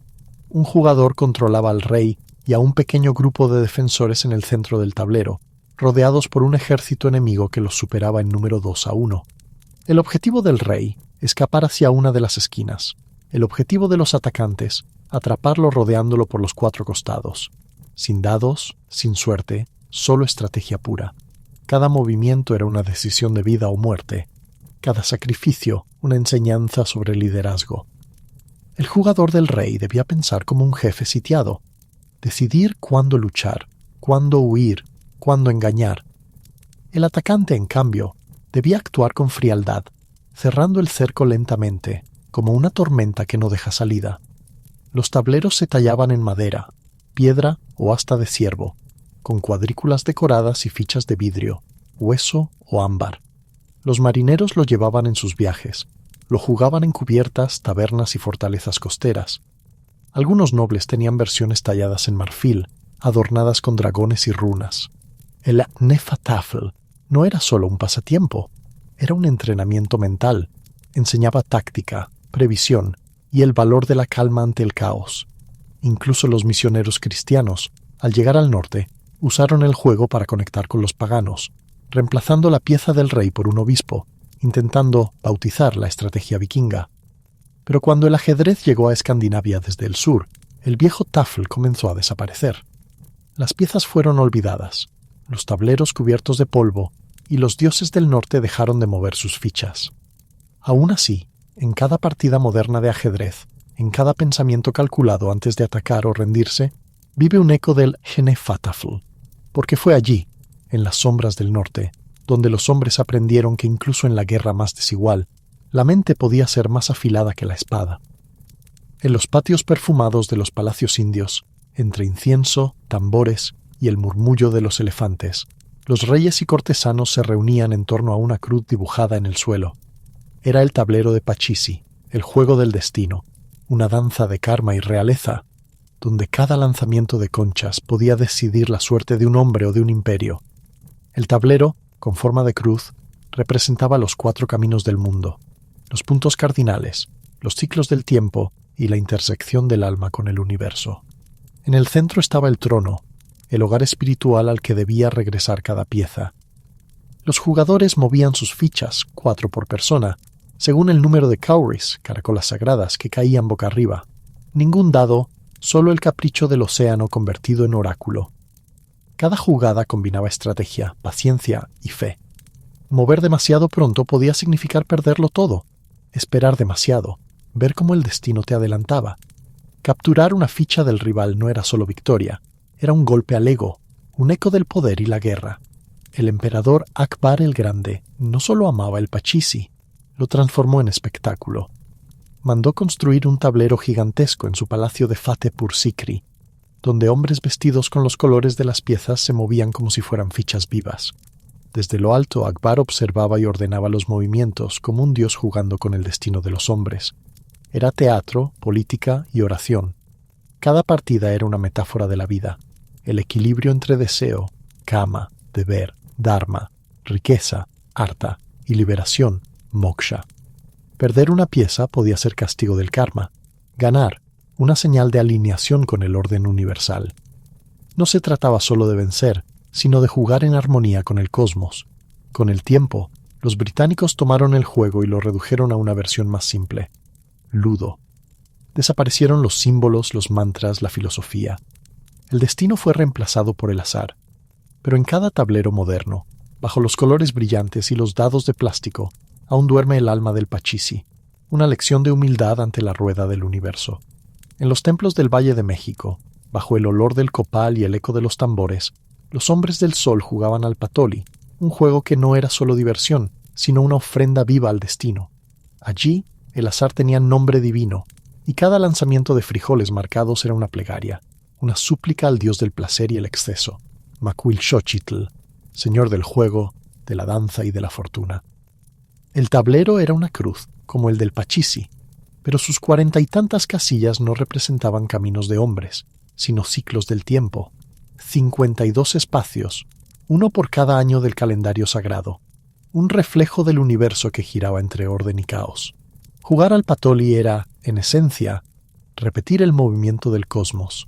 Los jugadores lanzaban 6 frijoles pintados con puntos blancos, que funcionaban como dados primitivos. Según cómo cayeran, las piezas, piedras, huesos o pequeñas figuras talladas avanzaban. Caer en ciertas casillas podía traer fortuna, en otras castigo. Algunas eran portales de renacimiento, otras trampas del destino. Y lo que se jugaba no era poca cosa. En las grandes fiestas, los apostadores ofrecían oro, mantas, cacao, jade e incluso su libertad. Perder podía significar volverse esclavo, porque en el mundo azteca el azar también era una ley divina. El juego comenzaba con invocaciones y ofrendas. Los jugadores soplaban sobre los frijoles, pedían permiso a los dioses y prometían devolver una parte de sus ganancias en sacrificio o incienso. El aire se llenaba de tensión y fe. Cada tirada era un desafío al universo, una manera de decir, si la suerte existe, que hoy esté de mi lado. Los sacerdotes decían que el patoli reflejaba la eterna lucha entre la luz y la oscuridad, el movimiento del sol en su guerra diaria contra la noche. Perder no era solo mala fortuna, era caer fuera del equilibrio cósmico, romper la armonía del orden sagrado. Cuando llegaron los conquistadores, horrorizados por el fervor de las apuestas, prohibieron el patoli y destruyeron sus tableros. Pero el juego sobrevivió en las sombras, en los patios de los pueblos y los sueños de los ancianos, como todo lo que los dioses se niegan a olvidar.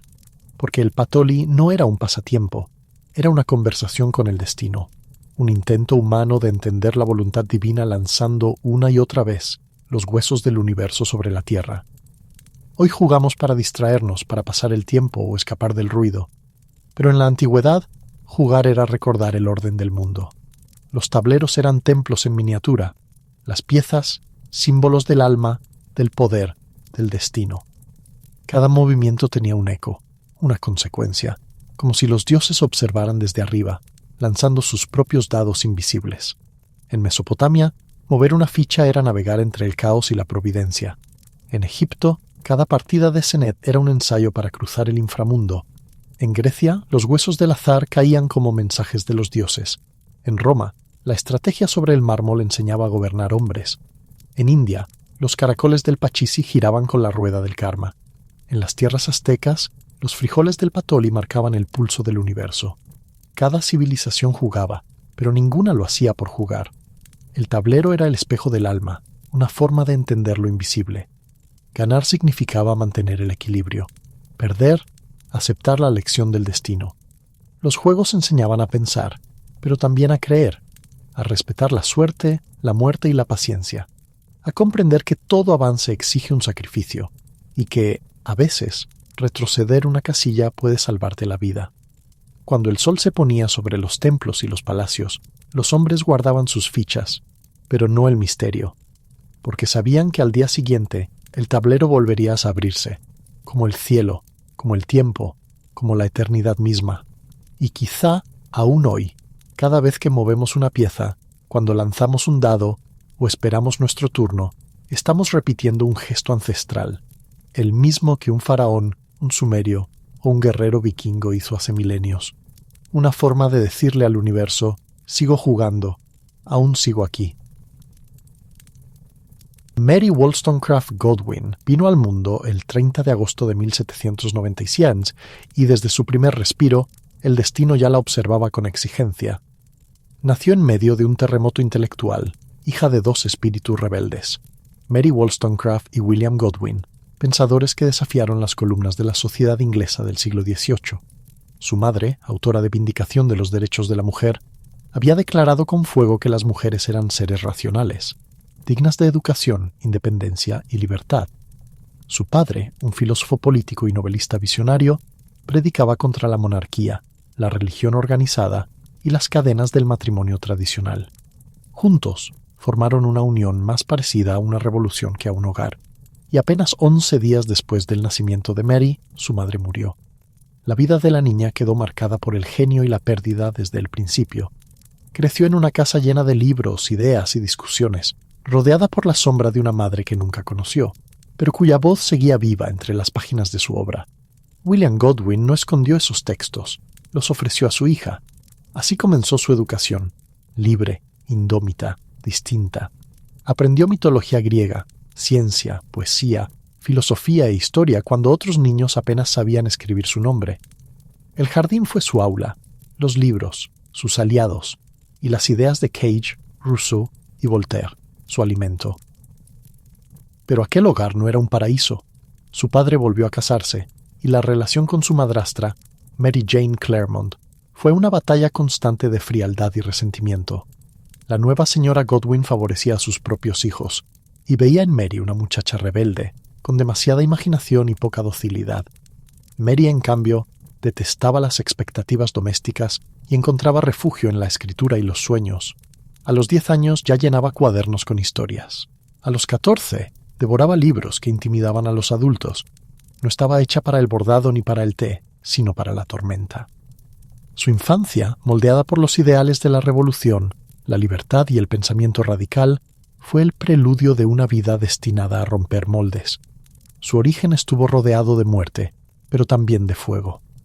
No era solo hija de dos intelectuales, era el inicio de algo más extraño, más poderoso. Mary Shelley, la futura madre de la ciencia ficción. En el verano de 1814, Mary Godwin, con solo 16 años, cometió un acto que haría temblar los salones literarios de Londres. Huyó, pero no huyó sola. Escapó con Percy Bysshe Shelley, un poeta idealista, 5 años mayor, casado, brillante y profundamente caótico. Admirador del pensamiento de su padre, y al mismo tiempo, su más grande decepción. Lo que comenzó como una rebelión romántica se transformó pronto en un viaje marcado por la pobreza, la muerte y la creación. Mary conoció a Percy en la casa de su padre, donde el joven poeta solía debatir sobre filosofía y política. Pero no fue William Godwin quien capturó su atención, sino su hija, silenciosa, intensa, fascinada por la ciencia y los sueños. Se enamoraron entre tumbas, leían juntos sobre la lápida de Mary Wollstonecraft, la madre que Mary nunca conoció. Allí, bajo la luz temblorosa de las velas, entre los ecos del cementerio de St. Pancras, nació una historia de amor imposible, destinada a la tragedia. Su huida fue repentina y escandalosa. Mary, Percy y Claire Claremont, su hermanastra, cruzaron el canal hacia Francia casi sin dinero, sin ropa y sin rumbo. Percy abandonó a su esposa embarazada, una sombra que lo perseguiría hasta el final. Viajaron a pie por una Europa convulsionada, escribiendo en sus diarios durante el día y durmiendo en posadas miserables por la noche. El dinero se agotó, la aventura se marchitó, y regresaron a Inglaterra cubiertos de vergüenza. Allí comenzó el verdadero tormento. Los acreedores acosaban a Percy, el padre de Mary, defensor del amor libre. La rechazó, y la tragedia empezó a visitarlos como una vieja amiga. Mary dio a luz a una hija, que murió apenas unas semanas después. En su diario escribió: «Soñé que mi pequeña volvía a la vida. Desperté y no había bebé». El dolor se instaló en su alma como una llama eterna. Y sin embargo, en medio del sufrimiento, su mente se agudizaba. Leía sin descanso mitología griega, alquimia, teorías sobre reanimación, galvanismo, ciencia y poesía.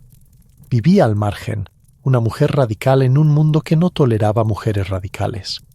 Percy era un amante brillante y destructivo, apasionado, distante, inconstante, pero veía en Mary una inteligencia igual a la suya, un fuego que no podía apagarse. Ella, convertida en proscrita, escribía para sobrevivir, para entender su propio dolor, sin saber aún que de ese abismo nacería una criatura inmortal. Y así, entre la miseria, los viajes y la muerte, Mary Shelley comenzó a preparar, sin saberlo, la historia que cambiaría la literatura para siempre. Era 1816, y el mundo parecía detenido bajo un cielo de ceniza. El volcán Tambora había estallado el año anterior, cubriendo la atmósfera con polvo y sombra. Las cosechas fracasaban, el frío calaba hasta los huesos. Aquel año sería recordado como el año sin verano. En una mansión suiza junto al lago de Ginebra, un grupo de jóvenes exiliados buscaba refugio del clima y de sus propios fantasmas. Allí estaban Mary Godwin, ya convertida en Mary Shelley, su amante Percy, su hermanastra Claire Claremont, el legendario Lord Byron y el médico John Polidori. El lago parecía un espejo de plomo. La lluvia no cesaba. Aislados, encendían velas, bebían vino y hablaban de poesía, de fantasmas y de ciencia. Una noche, Byron lanzó un desafío. Cada uno debía escribir una historia sobrenatural. El aire se llenó de expectación. Polidori escribiría El vampiro, precursor de Drácula. Byron y Shelley se perderían en sus propios delirios románticos, y Mary guardó silencio. Durante días no pudo imaginar nada, hasta que una conversación lo cambió todo. Hablaron de galvanismo, de cómo la electricidad podía hacer que los músculos muertos se movieran, y esa noche, mientras la tormenta rugía afuera, Mary tuvo una visión. Vi al pálido estudiante de artes prohibidas inclinado sobre el ser que había creado. Vi al horrendo fantasma de un hombre extendido ante él. Despertó temblando. Había soñado con un científico y su criatura, con la arrogancia de quien roba el fuego a los dioses, con el dolor de una creación que nunca pidió existir. Así nació Frankenstein, o el moderno Prometeo, una obra nacida del frío, la muerte y la soledad. Una historia donde la ciencia se convierte en tragedia y el amor en condena. Cuando fue publicada en 1818, lo hizo de forma anónima. Muchos creyeron que el autor era Percy Shelley.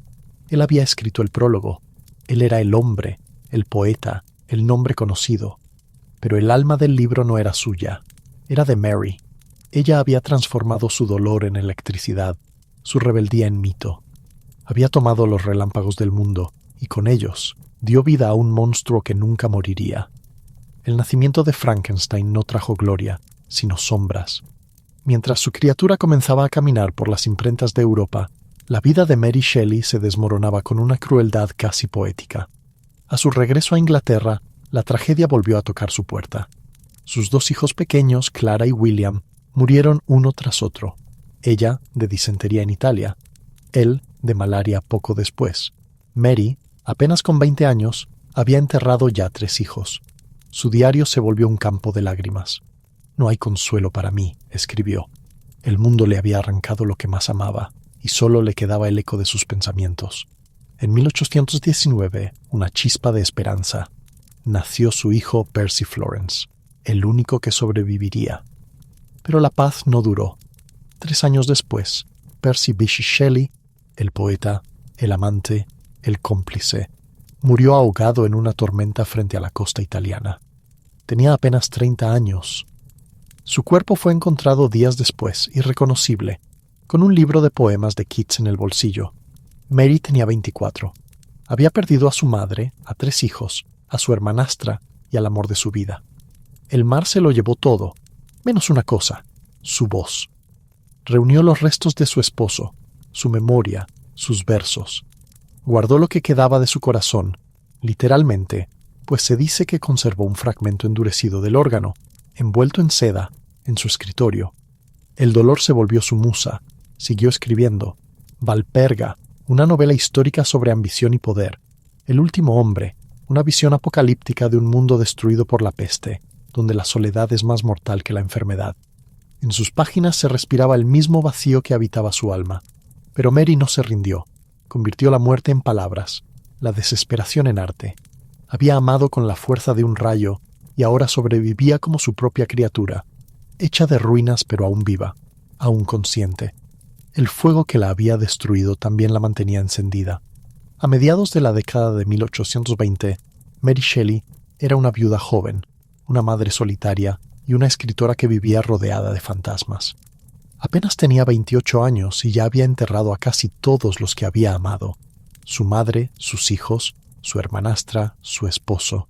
Le quedaban solo su pluma, su hijo Percy Florence, y una determinación silenciosa de sobrevivir. El mundo victoriano no era amable con mujeres como ella, demasiado inteligente, demasiado libre, demasiado marcada por el escándalo. Vivía entre la precariedad económica y el juicio moral, pero su mente no se apagaba. Mary escribía sin descanso, porque escribir era su manera de respirar. Publicó Perkin Warbeck, Lodore y Faulkner, novelas que, aunque menos incendiarias que Frankenstein, revelaban un pensamiento maduro y melancólico. Eran historias de exilio, pérdida y culpa, reflejos de una mujer que había amado demasiado y sufrido más de lo que el mundo comprendía. Ya no soñaba con revoluciones ni con dioses hechos de electricidad. Soñaba con estabilidad, con proteger a su hijo, con dejarle un futuro limpio de las sombras que ella cargaba. Dedicó años a editar y publicar los poemas de Percy, a reconstruir su nombre entre las páginas del tiempo. A veces suavizaba sus ideas más radicales para evitar la censura de una sociedad que no toleraba a los espíritus indómitos. Algunos la acusaron de traición, otros la vieron como lo que realmente era, una guardiana del legado, una mujer que sabía cuándo callar para que las palabras sobrevivieran. Mary rechazó volver a casarse, rehusó vender secretos o escribir memorias escandalosas. Había aprendido que el silencio también podía ser un escudo. Aún así, su intelecto seguía ardiendo bajo la superficie. Mantenía correspondencia con pensadores, científicos y editores. Leía filosofía, historia, política, ciencia. Nunca dejó de aprender, aunque el cuerpo comenzaba a traicionarla. Migrañas, parálisis en el brazo derecho, una enfermedad que poco a poco la encerraba en sí misma. Su amor más grande fue su hijo, Percy Florence. A través de él encontró un propósito, una calma que la juventud le había negado. Le dio el hogar que ella nunca tuvo, y en su compañía halló la única forma de paz que conoció. Mary Shelley, que había sobrevivido al fuego, a la tormenta y a la muerte, ya no era la muchacha que desafió al mundo. Era una mujer que lo había visto todo y que aún encontraba belleza en la oscuridad. Los años fueron apagando el eco de la juventud romántica. El brillo rebelde de Byron, la voz de Percy Shelley, las risas de Claire Claremont y los ideales de William Godwin ya eran recuerdos que flotaban como humo sobre la memoria de Mary. El siglo XIX había cambiado. La revolución se había vuelto rutina, y los sueños que un día ardieron en llamas se habían vuelto ceniza. Mary Shelley vivía ahora con discreción, rodeada de libros, de cartas y de un silencio que solo rompía el arañar de su pluma. Su salud se deterioraba, dolores de cabeza insoportables, parálisis parcial, una enfermedad cerebral que la debilitaba cada vez más. Pero nunca se rindió, ni siquiera cuando escribir le dolía. Su hijo Percy Florence Shelley, ya convertido en un hombre educado y prudente, se convirtió en su refugio. A diferencia de sus padres, vivió una vida tranquila, sin escándalos ni tormentas. Mary se aferró a él con ternura, decidida a protegerlo del peso de su apellido. Sabía que la historia no perdona a los espíritus libres, y quería que al menos uno de los suyos viviera en paz.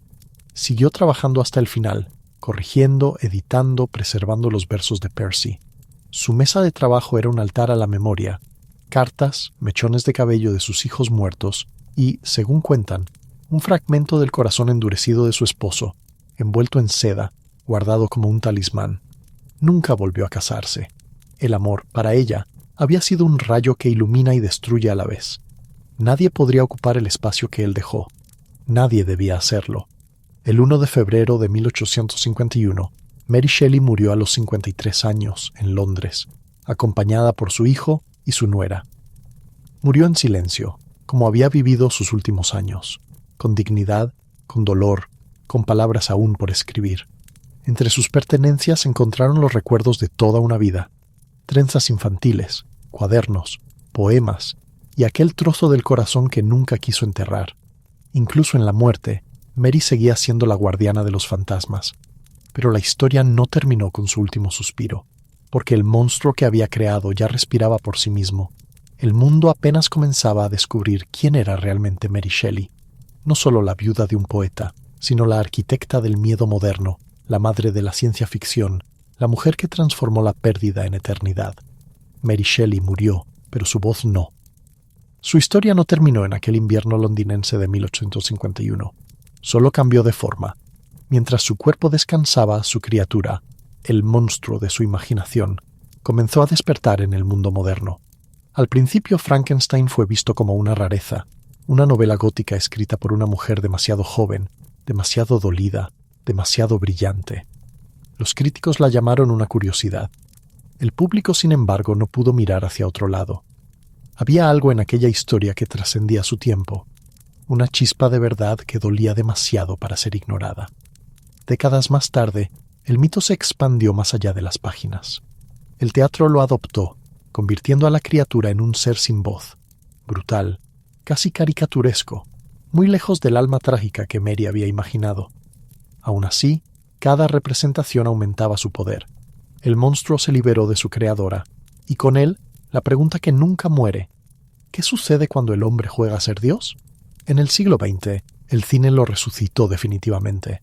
El rostro pálido y las cicatrices de la criatura, encarnadas por Boris Karloff en 1931, se grabaron en la conciencia colectiva. Aquel ser, rechazado por su creador y por el mundo, se convirtió en espejo de la humanidad entera, nuestro miedo a la soledad, a la tecnología, a nosotros mismos. Cada generación ha encontrado su propio reflejo en Frankenstein, la era de la ciencia, la de la guerra, la de las máquinas, y hoy la de la inteligencia artificial. Y en todas ellas late el corazón de Mary Shelley. Durante mucho tiempo fue recordada solo como la esposa de Shelley, la viuda del poeta. Pero los tiempos cambiaron, y los ojos del mundo comenzaron a verla por fin. Una mente que desafió su siglo, una mujer que escribió el primer eco del futuro. Las feministas la redescubrieron como una voz adelantada a su época, una autora que comprendió el poder y el dolor de la creación, no solo biológica, sino intelectual, espiritual, científica. Los estudiosos encontraron en El último hombre una profecía sobre pandemias, soledad y el fin de la civilización. Su genio, ignorado en vida, renació con la fuerza del rayo que inspiró su obra. Hoy, cada vez que alguien pregunta qué significa ser humano, qué límites tiene el conocimiento o qué precio tiene jugar con la vida, Mary Shelley responde, desde su eternidad de tinta: cuidado con lo que despiertas. Porque ella no solo escribió un monstruo, escribió a todos los que se sintieron alguna vez demasiado curiosos, demasiado distintos, demasiado vivos, y en hacerlo, recreó la literatura, y con ella, a nosotros mismos. A veces, las historias no terminan con un punto final. Algunas se disuelven lentamente, como una vela que aún respira luz aunque la habitación haya quedado a oscuras. La vida de Mary Shelley fue una de esas velas. Nació rodeada de ideas, vivió entre fantasmas y escribió con el pulso de quien ha visto el rostro de la pérdida y ha decidido no mirar hacia otro lado. Su pluma fue un relámpago que atravesó siglos, una corriente que aún vibra cada vez que un creador, un científico o un soñador se atreve a desafiar los límites.